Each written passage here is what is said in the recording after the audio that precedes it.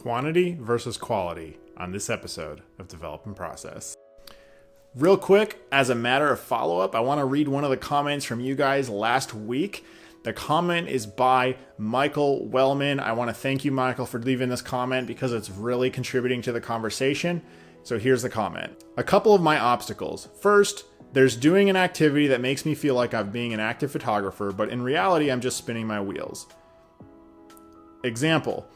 Doing things that are educational like YouTube, internet websites, reading books, etc. These are great ways of learning new skills or solving a problem I've encountered. However, if I don't put these things into practice and I continue to read or watch YouTube videos or get stuck on the internet, I start living my photography vicariously instead of being active in creating my own photography. Another obstacle I've struggled with is post-processing my photos. I go out and take the pictures, but if I don't get in the darkroom to print them or sit down at the computer to work on them in Photoshop, I have created an obstacle for my photography. I hate to admit it, but I probably have hundreds of digital images that I haven't processed because I hate working in Photoshop. It's part intimidation and part having time to sit down and learn all of that. Suffice it to say, I've created my own obstacles and it's hurting my photography. Michael, I totally relate to that. And in this week's episode, we're going to talk about some stuff that will hopefully help solve those problems for you and help a lot of you other people out there as well who might be struggling with the same thing.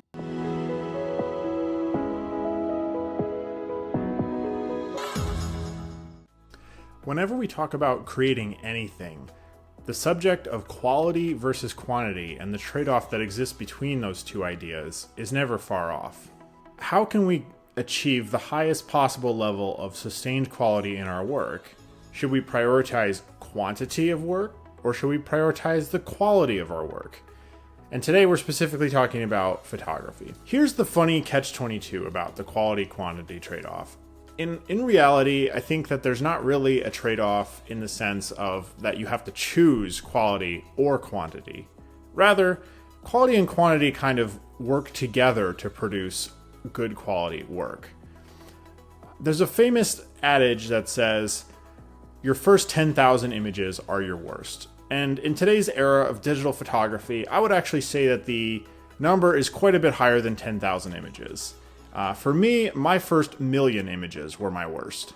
And I'm not exaggerating. I literally had hard drives with 1 million files on them of images that I had exposed on digital cameras before I even began my journey into fine art landscape photography. That was just my wedding career and engagements, portraits, commercial work, some nature images that I had created for myself, family images.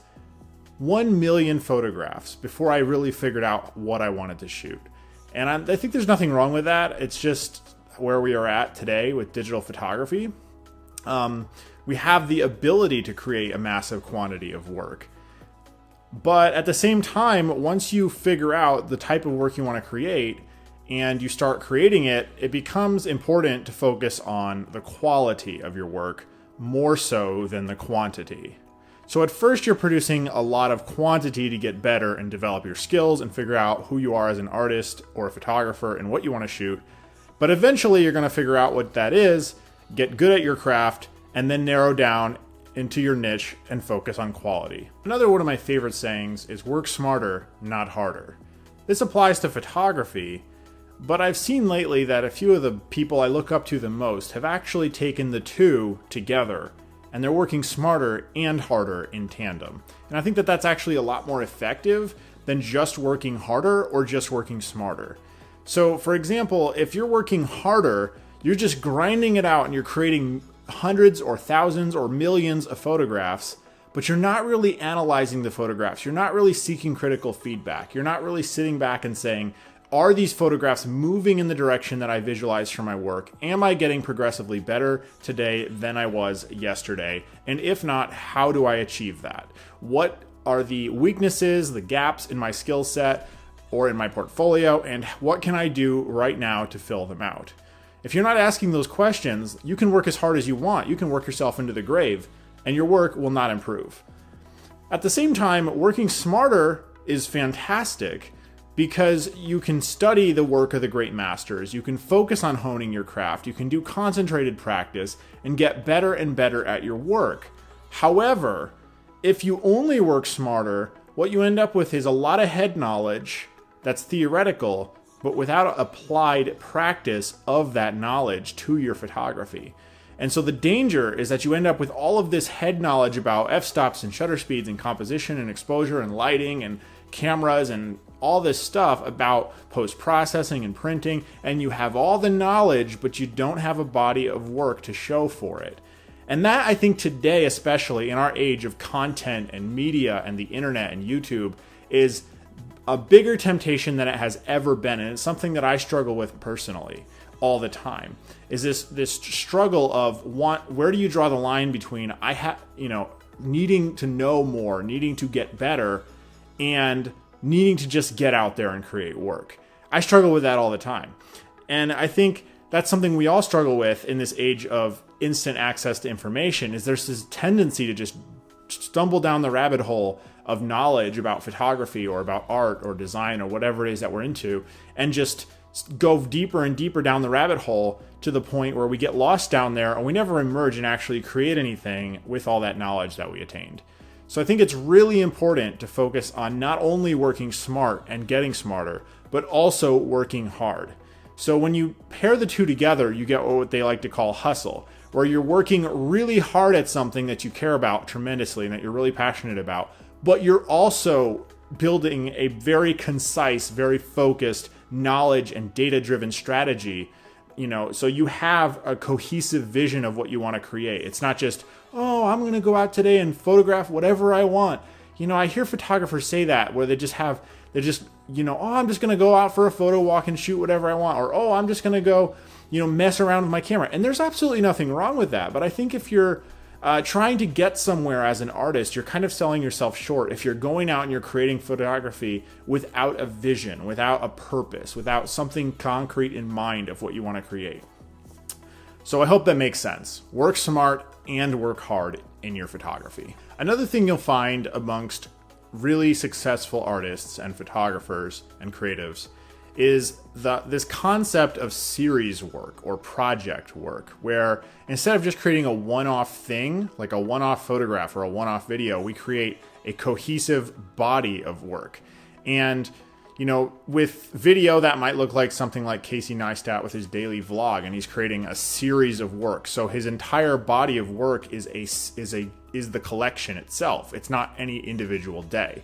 Now with photography, project work is, I think, one of the best ways to build a cohesive body of work. So instead of thinking in terms of just one single portfolio of one-off images, instead think in terms of a library of portfolios.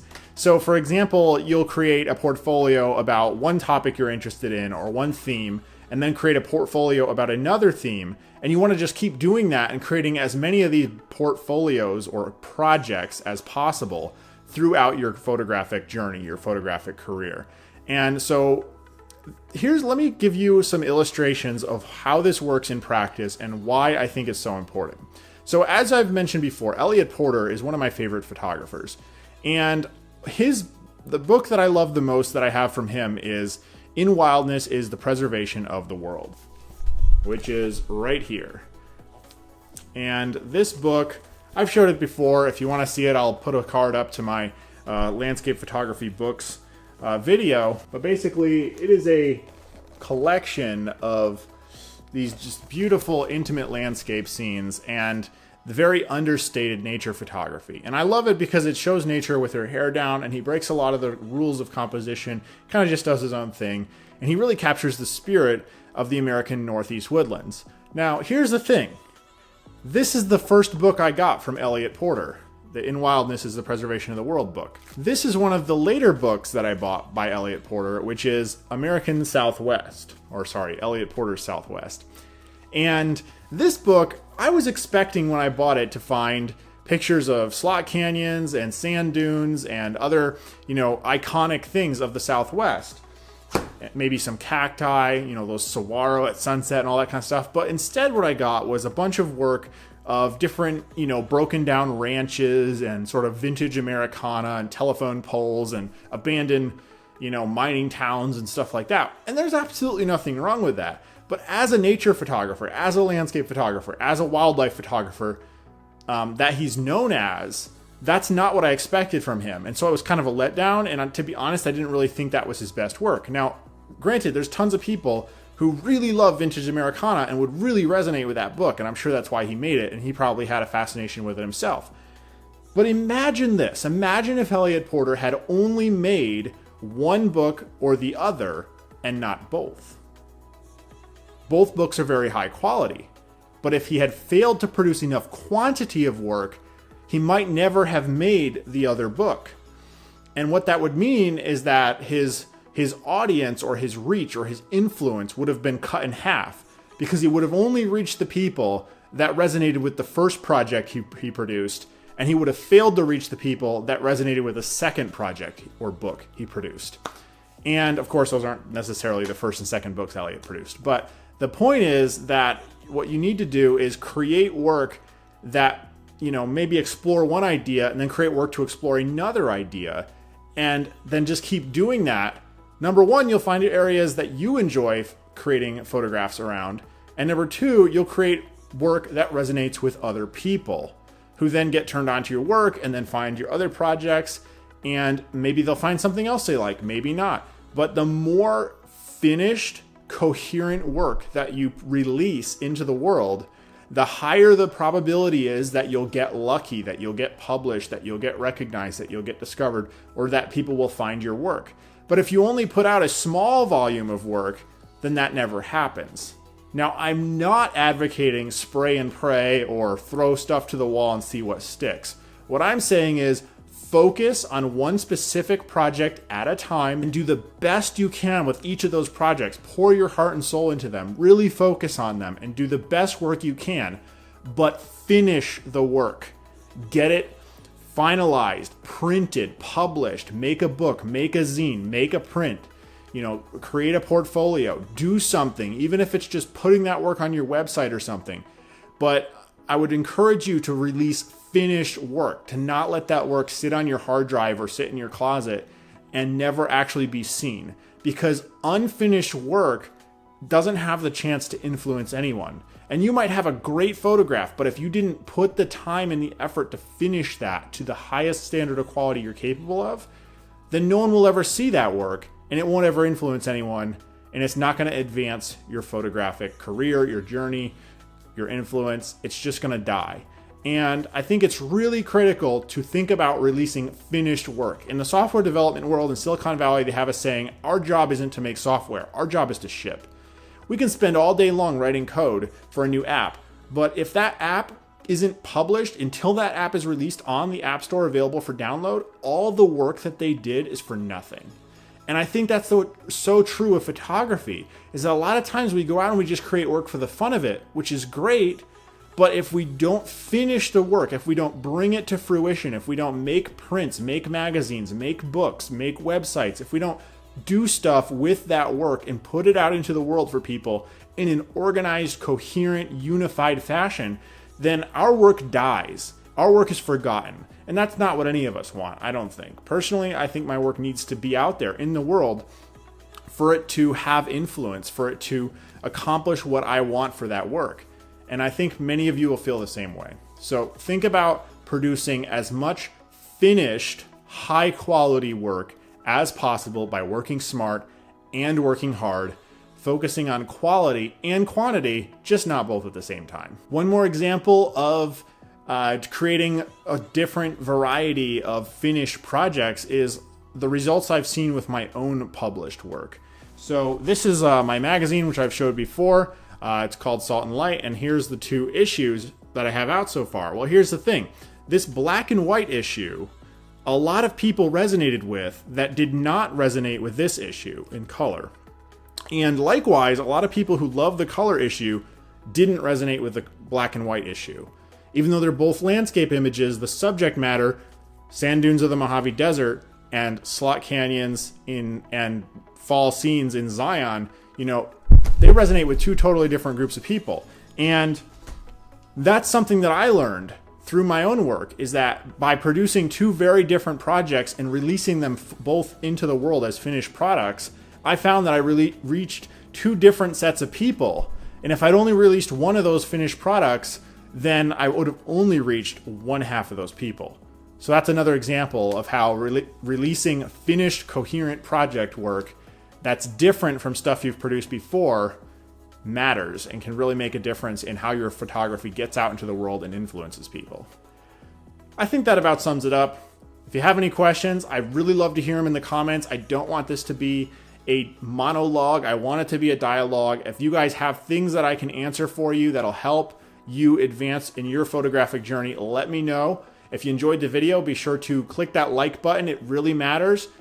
Hit the subscribe button. That matters even more. And I just want to thank you for watching. Until next time, stay curious.